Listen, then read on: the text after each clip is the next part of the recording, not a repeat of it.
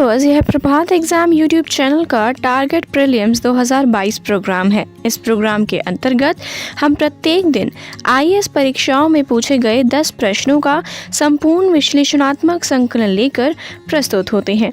हमें विश्वास है कि टारगेट प्रीलिम्स 2022 का यह प्रोग्राम आपकी तैयारी में महत्वपूर्ण भूमिका निभाएगा तथा आपकी सफलता को सुनिश्चित करेगा।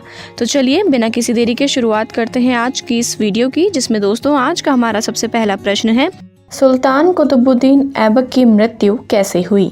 ए, उनके एक महत्वाकांक्षी कुलीन व्यक्ति ने कपट से छुरा मारकर उनकी हत्या कर दी। बी, पंजाब पर अधिकार जमाने के लिए गजनी के शासक ताजुद्दीन यलदौज ने उसकी हत्या कर दी। सी, बुंदेलखंड के किले कालिंजर का घेरा डालते समय उन्हें चोट लगी जिसके कारण बाद में उनकी मृत्यु हुई। या डी, चौगान क्रीड़ा के दौरान अश्व से गिरने के पश्चात उनकी मृत्यु हो गई। इसका सही उत्तर है ऑप्शन डी।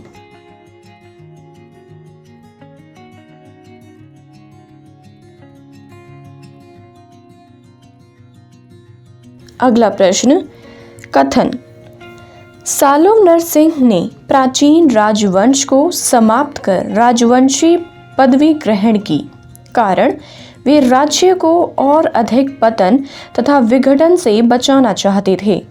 कूट। ए और आर दोनों सही हैं तथा आर ए की सही व्याख्या है। बी, ए और आर दोनों सही हैं परंतु आर ए की सही व्याख्या नहीं है। सी, ए सही है किंतु आर गलत है। या डी, ए गलत है किंतु आर सही है। इसका सही उत्तर है ऑप्शन ए।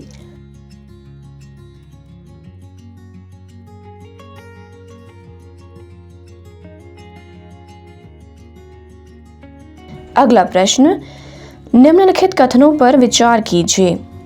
पहला, चोलों ने पांड्य तथा चेर शासकों को पराजित कर प्रायद्वीपीय भारत पर प्रारंभिक मध्यकालीन समय में अपना प्रभुत्व स्थापित किया। दूसरा, चोलों ने दक्षिण पूर्वी एशिया के शैलेंद्र साम्राज्य के विरुद्ध सैन्य चढ़ाई की तथा कुछ क्षेत्रों को जीता। उपरोक्त कथनों में से कौन सा कथन सही है? ए, केवल एक। बी, केवल दो। सी, एक और दो। डी, इनमें से कोई नहीं। इसका सही उत्तर है ऑप्शन सी।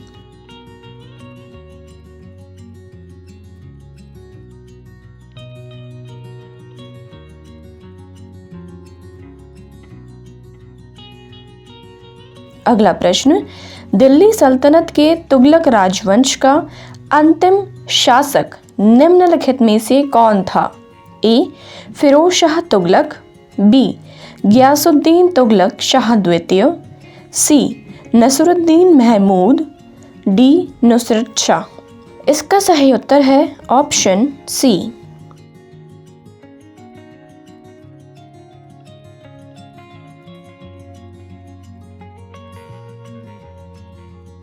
अगला प्रश्न, सिख गुरुओं से संबंधित निम्नलिखित कथनों पर विचार कीजिए। पहला, बंदा बहादुर को गुरु तेग बहादुर ने सिखों का सैन्य प्रमुख नियुक्त किया। दूसरा, गुरु अर्जुन देव सिखों के गुरु रामदास के पश्चात बने। तीसरा, गुरु अर्जुन देव ने सिखों को उनकी अपनी लिपि गुरुमुखी दी। उपरोक्त कथनों में से कौन सा कथन सही है? ए, केवल एक। बी, 2 और 3। सी, 1 और 3। डी, 1 और 2। इसका सही उत्तर है ऑप्शन डी।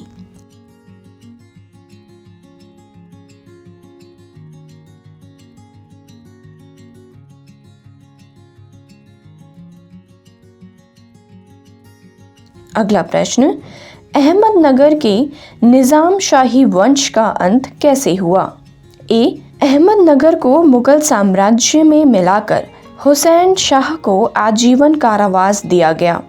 बी, मुगल सेना ने दौलताबाद किला ध्वस्त कर दिया और अहमदनगर के निजाम उल मुल्क की हत्या कर दी। सी, फतेह खान ने निजाम उल मुल्क की राजगद्दी छीन ली? डी 1631 ईस्वी में मुगलों के साथ युद्ध में मलिक अंबर पराजित हुआ और संपूर्ण राज परिवार मुगल सेना द्वारा मार दिया गया। इसका सही उत्तर है ऑप्शन ए।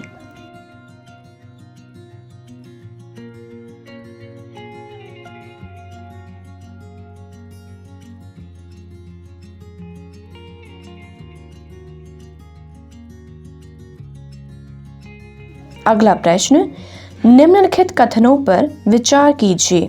पहला, नरसिंह सालों ने संगम वंश का अंत किया और उसे राज सिंहासन छीनकर सालों वंश का आरंभ किया। दूसरा, वीर नरसिंह ने अंतिम सालों शासक को गद्दी से उतारकर राज सिंहासन छीना। तीसरा, वीर नरसिंह के उत्तरवर्ती उनके अनुज कृष्णदेव राय थे। चौथा, कृष्णदेव राय के उत्तरवर्ती उनके अर्ध भाई अच्युत राय थे। उपरोक्त कथनों में से कौन सा सही है? ए 1, 2 और 3, बी 2, 3 और 4, सी 1 और 4, डी ये सभी। इसका सही उत्तर है ऑप्शन डी।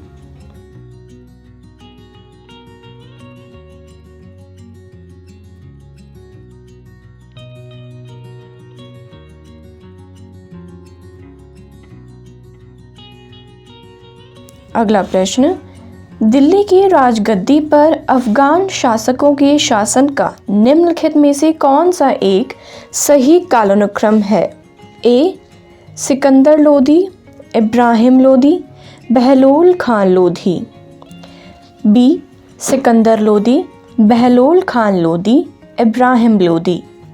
सी बहलोल खान लोदी, सिकंदर लोदी, इब्राहिम लोदी। डी बहलोल खान लोदी, इब्राहिम लोदी, सिकंदर लोदी। इसका सही उत्तर है ऑप्शन सी।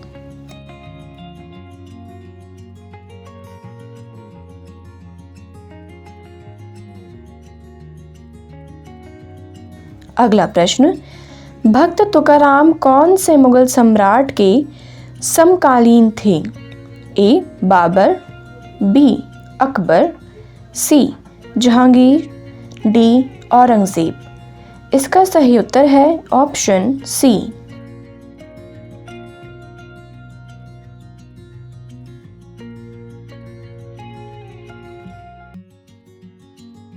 अगला प्रश्न, कथन, मोहम्मद बिन तुगलक ने एक नया स्वर्ण सिक्का जारी किया जो इब्न बतूता द्वारा दिनार कहा गया।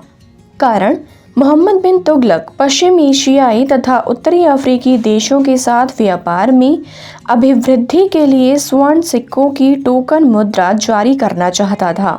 कूट, ए और आर दोनों सही हैं और आर एक का सही स्पष्टीकरण है। बी ए और आर दोनों सही हैं परंतु आर ए का सही स्पष्टीकरण नहीं है।